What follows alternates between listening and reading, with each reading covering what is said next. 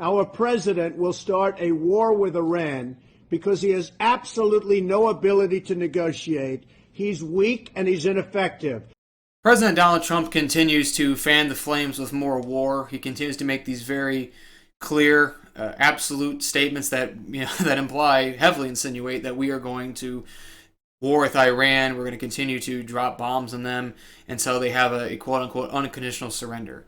And yet the public, seeing what's going on, absolutely does not want this. It's been pretty unanimous across the board that most people just do not want this new war.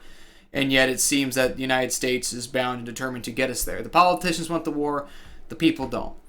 And for that reason, we're probably going to see a false flag. You're going to need a false flag to get the people to have a reason to care. And we'll talk more about that in this video. So please leave a like, subscribe, comment down below, share this with your friends, and let's get into it. Of course, as we all know, President Donald Trump has long campaigned about ending all these useless wars that were started by Bush and Obama and whatever else. And there's a number of clips that continue to resurface of him saying that, oh, Obama would get us involved in a war with Iran. And as we see here back in 2011, our president will start a war with Iran because he has absolutely no ability to negotiate. He's weak and ineffective. Yeah, that aged well. And more tweets he made in 2011-2012. In order to get elected, Barack Obama will start a war with Iran. Obama will attack Iran in order to get reelected. I predicted President Obama will at some point attack Iran in order to save face. Remember that I predicted a long time ago that President Obama will attack Iran because of his inability to negotiate properly, not skilled. Back in 2019, the United States has spent $8 trillion fighting and policing in the Middle East. Thousands of our great soldiers have died or been badly wounded. Millions of people have died on the other side.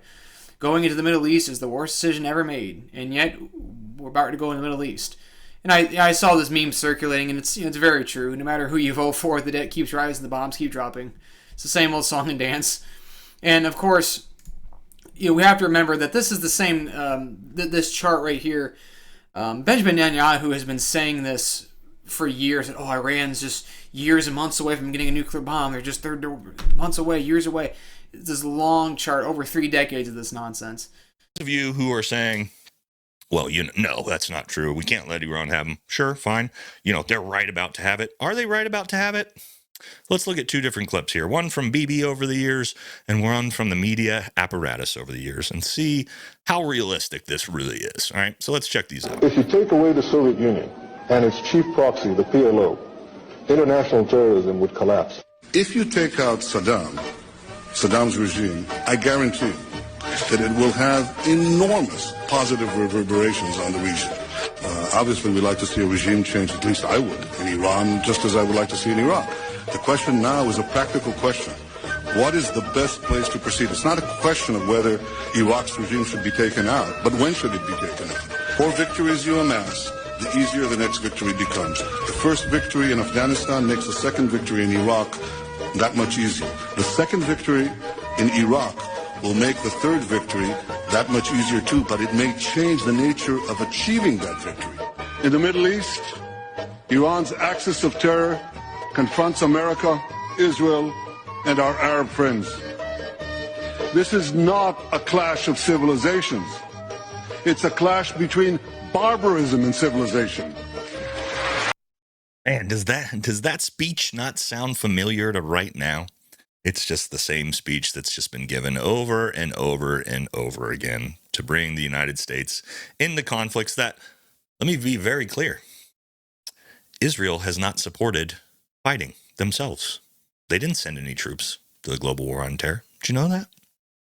But they sure get us to do it quite frequently. On about 12 months to enrich enough nuclear material for a single nuclear weapon. United States Secretary of State Antony Blinken is warning that Iran is potentially just months away or less from nuclear breakpoint. Iran is 2 months away from a nuclear weapon, and it's a victory to get them 1 year away? Iran could be less than a month away from building a nuclear weapon. Netanyahu has made 2 tough-talking TV appearances, saying that Iran is just months away from making a nuclear bomb. What is important to understand is that you have to dismantle the entire terror empire, and especially before its main practitioners, the terror states of Iran and Iraq, acquire nuclear weapons. And this, I think, has been a wake-up call from hell. It is telling us you have the power. Which has given rise to memes like this. George W. Trump by Dave Smith, who fancies himself a libertarian, but he still voted for Trump last year. Well, now he recently just came out and said, no, I no longer endorse the guy. It was a mistake, and even called for his impeachment. So interesting thing there, because a lot of people, his base is turning on him quickly because they realize what this war is going to entail. And again, I must emphasize, Trump is not this anti-war guy. People love to say. People say, oh, well, he didn't start any wars. Well, he didn't have to. He just continued the other 5 or 6 that we had going on that started with Bush and Obama. He just carried them on. He was also the first president, not everybody, to give Ukraine lethal weapons. So there's no inconvenient fact no one wants to acknowledge. But I mean, even then, when Trump was president, he dropped more bombs daily than Bush and Obama did. I talked about this before. Truth dig. Trump's military drops a bomb every 12 minutes, and no one is talking about it. And the same thing, Whitney Webb and Mitt Prince talked about this as well. I mean, which is revealed in Pentagon documents, so it's there. So no, Trump is not the anti-war guy. It's George W. Trump. Here we go again. It's the same rhetoric, and I predicted this. If you guys remember, I talked about this all the way back in 2023. Because they were using the same lingo, the same rhetoric that Bush was using to then justify this war on Hamas, and we got to go get Hamas, and which of course we've seen what that's turned into. But it's the same rhetoric, and now you're seeing it unfolding. So I said it back then. That's what and here we are now. And I talked about again recently, which I used that same phrasing, George W. Trump, because he's just salivating to get us involved in this war. And, I mean, they say a picture's worth 1,000 words. I mean, that tells you everything you need to know. I remember there was a media campaign at one point saying, oh, Trump is turning his back on Bibi. Trump is... Come on, that's just propaganda. Trump knew the environment was getting bad, and they had to try to act like there was a rift. But that's clearly fallen apart. And as we know, regime change in Iran has been long in the works. Former 4-star general... Wesley Clark talked about this years ago. He admitted that there was a plan involving the Middle East on fire by taking out 7 countries in 5 years, starting with Iraq and then Syria, Lebanon, Libya, Somalia, Sudan, and then finishing off Iran. You can watch the clip here on my Substack. If you're not subscribed, definitely check it out, or you can get the rest of my unfiltered thoughts. And guys, as you guys know, as I've talked about, he's just using the same rhetoric to get us involved. He had Mike Huckabee sent him this stupid text message comparing him to Truman, the guy who dropped the nuke. Well, that's nice. And the unconditional surrender and all that rhetoric, as we've mentioned before, to the point where he's even contradicting his own director of national intelligence, Tulsi Gabbard, saying, "Oh, I don't care what she said. They're very close to getting a nuke," which is hogwash. It's been debunked so many times, and of course, and I mentioned here, I'm no fan of Tulsi. Tulsi's shown herself to be very taciturn. She was a World Economic Forum young global leader, and when she ran as a Democrat years ago, I mean, she had some of the most progressive policies, even more progressive in some aspects than Biden and Harris did. So I wouldn't trust Tulsi that much either. But nevertheless, that doesn't discredit the fact that no, Iran has not been trying to build a nuclear weapon. That's just more propaganda. But at any rate, here we are. We see Trump once again. Trump to decide within the next 2 weeks whether to join Iran strikes. According to the White House, this is from the Times of Israel. U.S. President Donald Trump will decide whether or not to join Israel's air campaign against Iran's nuclear facilities within the next 2 weeks as he awaits the outcome of diplomatic efforts between Tehran and Washington. The White House said Thursday. Well, there is no diplomacy, so that's just nonsense. This came from Press Secretary Caroline Leavitt. Based on the fact that there is a chance for substantial negotiations that may or may not take place with Iran in the near future, they won't. I will make my decision on whether or not to go with... I'll make a decision on whether or not to go within the next 2 weeks, Leavitt said at his press briefing. So you can read the rest of that there. And the British Telegraph reported something similar. Of course, we know the politicians want to get this involved. You guys probably seen at this point, Ted Cruz, who's been calling for regime change for a while. He's one of the many people just who's paid off to say this stuff. We know that. Nothing surprising there. And so I'm sure you guys probably saw that. And of course, Ted has no idea what he's talking about. Like most of these clowns, it is what it is. They don't care as long as the money keeps rolling in. They don't care what lives they have to sacrifice. It doesn't matter to them. Just send them off to die. That's been the policy for many, many years in the military-industrial complex in this country. Republican, Democrat, it makes zero difference. Okay, zero difference. we're not going to play for the sake of time, but watch it if you haven't already. And again, as I said, continuing the stuff with Trump, which I thought was, which I've said too, the same guy who said he's going to end Russia-Ukraine 24 hours. Now he's out there saying, oh, we should keep striking the nuclear facilities and launch the bunker busters, which there's talk that the bunker busters probably won't even work. We'll see how true that is. But as I said, Trump, we're not looking for a ceasefire, we're looking for a total, complete victory. They are bound and determined to get this regime change. And they probably will get it. I mean, we'll see how this goes. I don't know. I mean, I've heard both sides of the coin. One side says Iran is way stronger than we think there. The other side says, no, we can penetrate Iran, but it's just the after effects we have to worry about, like all these other Middle East regime changes. I don't know. I'm just a guy trying to compile this together and make my best assessment for you guys. So we'll see what happens. I'm old enough to remember in 2002 when Bibi Netanyahu got in front of Congress and told us about how we needed to go into the Middle East and get rid of the weapons of mass destruction. Maybe most of you don't remember this, but it was Israel that really pushed the buttons and really got us to commit to troops and get us into that quagmire. And here we are, same players, again, telling us that there's another boogeyman in the East. And our president, which I'm not MAGA, but one thing that I did support, was his stance on not getting us drug into foreign wars, is now considering going over there and sending our boys to get involved in this nonsense that has nothing to do with us. I thought maybe there was the smallest chance that President Trump was not like the other ones. I thought he was not in the pocket of foreign nationals, but it appears, or it's about to appear, that that's the case. If this doesn't blackpill you on the state of our politicians, whether they be on the right or the left, then you are a particular type of stupid. Now, if he does keep us out, I will reconsider. But if he drags us into another war, especially running under the pretense of I'm going to get us out of wars and I'm America first, then I don't know how any of you MAGAs or fringe MAGAs could ever support him whatsoever. If he drags us into another war, what little clout that I have on the internet, it will be my life's mission to make sure that his legacy is destroyed with what little bit I can do.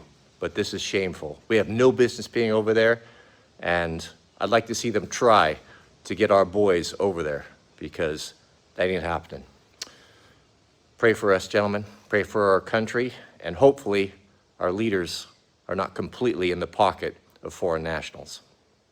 Public support for the war is pretty low. As a matter of fact, it's fairly unanimous across the board, across both party lines and gender and income levels, that people don't want this war. They don't.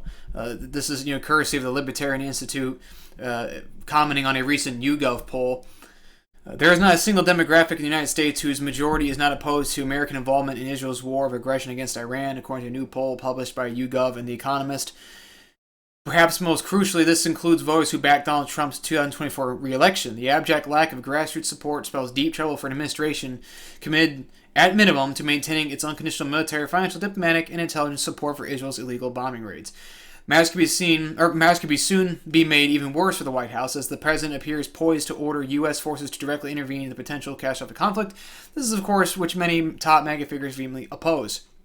Respondents in the YouGov poll were asked, do you think the U.S. military should get involved in the conflict between Israel and Iran? In total, 60% replied no, while only 60% answered in the affirmative, and less than a quarter of the population is unsure. Regardless of what income bracket was polled, Americans are decidedly against Tel Aviv's unprovoked war. For example, 54% of Americans making less than $50,000 per year oppose U.S. intervention. 61% of the 50 through 100K bracket are against Washington's long-awaited war with Iran, and Americans making $100,000 per year or more oppose the war, with nearly 70% emphatically answering no. Trump voter base, which won him the presidency last year, is split, with a 53% majority opposing U.S. intervention. Meanwhile, 71% of voters who backed former Vice President Kamala Harris opposed Trump's war plans. Underscoring those results, even some of Trump's most vocal allies in the conservative media have come out strongly against American military involvement in Iran. Among them, Federalist co-founder Sean Davis, the Blaze's Aaron McIntyre, and Daryl Cooper, of the Martyr Made podcast. Former Fox News pundit Tucker Carlson has perhaps been the loudest critic of the mainstream right, even going as far as to condemn former colleagues Sean Hannity and Mark Levin as, quote, warmongers over their calls for regime change in Tehran. And interesting enough, even the Daily Wire's Matt Walsh has taken aim at those calling for war, arguing, quote, the U.S. has been at war with one random Middle East country after another for my entire adult life. It's baffling that there are people who want this to continue. Can we focus on our own problems for a change? Is that such a radical suggestion? Well, Mr. Walsh, yes it is, because you work for Ben Shapiro's Daily Wire, so looks like he's going to be gone here soon. But there's other independent polls, and here's another military channel that I watch here and there, Jameson Travels. 80% at the time this video was taken say no, we don't want war. Charlie Kirk, Turning Point USA, another big Trump guy. No, we don't. His poll says we don't want war. I thought I saw another one in here. Sean Ryan, big podcast. I think he was former CIA. I think, if I'm not mistaken. I don't watch him all that often, but he says I fought enough fake wars. I think I'll sit this one out. I'll bet upwards of 99% of the people that fought with me share the same sentiment. So I mean, pretty much everyone unilaterally is like, no, we don't want this war. And so for that reason, I've suggested before, for several years now, for those who've been following my work, that we're going to get a major false flag for this. At least that's what I think. And it's probably going to come in the way of a cyber attack, or so they'll call it. Here's this, thing on OAN with Matt Gaetz and Mr. Bug Eye here, talking about how, there's going to be a massive cyber attack within 30 days, and it'll be by Iran, former CIA. So we'll see if this holds true, but nevertheless, I've been talking about this. The propaganda media has been planting this seed for a while, as you guys know I've talked about. Again, 2023, right when the thing, a month after the Hamas thing, U.S. officials warn of cyber attacks from Iran that could bring the grid offline, increase readiness. This is, again, 2023. U.S. federal agencies report number of water systems targeted and hacked by Iranian cyber attacks in several states. Biden administration issues cryptic warning over cyber attacks against water systems, blames Iran and China. FBI director warns China poses broad and unrelenting threat to U.S. critical infrastructure, warns of impending cyber attack. And, insert China, insert Russia, insert Iran, insert North Korea, pick one. It doesn't really matter at this point. The playbook, I talked about this before. Again, follow my Substack if you want to see more of my posts on this issue. Again, I wrote one right here just a couple months ago. This predictive programming, the Telegraph was making this big stupid piece. Russia, China, North Korea, they're going to launch cyber attacks to drain bank accounts of money. Gee, that's not predictive programming at all. Which I have said something like this was probably going to happen, and now the Telegraph's kind of just spelling out their plan. And by the way, I didn't make that picture. That was the thing that Telegraph put out. But anyways, I won't get into too much here. But some of you guys remember, Cyber Polygon. What the WEF was talking about years ago, how they've got this scripted and planned out for the future. Just saying.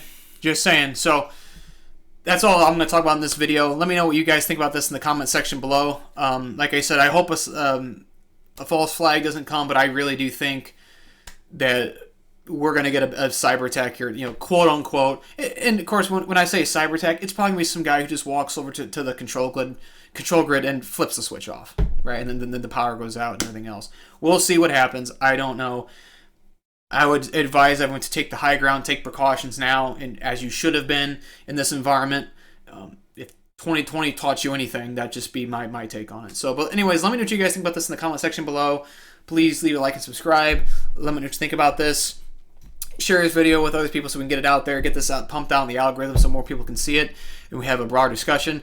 If you like what I do, please follow my Substack, subscribe there for more of my unfiltered thoughts, things that I cannot say here on this platform.